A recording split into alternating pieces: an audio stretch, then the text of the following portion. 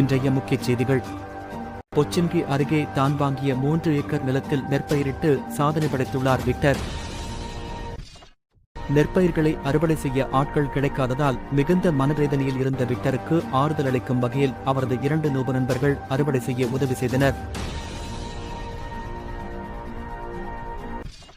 அறுவடை செய்த பயிர்களை ஏற்றிச் செல்ல முயன்ற போது தனது பழைய டிராக்டர் பழுதாகி போனதால் ஆத்திரமடைந்த விக்டர் அதனை வெடிகுண்டு போட்டு தகர்த்தார். பழைய டிராக்டர் பழுதாகி போனதால் தனது ஓடாத பக்கியை 1 லட்சம் ரூபாய்க்கு விற்று புதியதாக டிராக்டர் ஒன்றை வாங்கி அதிலேற்றி அறுவடை செய்த பொருட்களை சந்தைக்கு கொண்டு சென்றார் விக்டர்.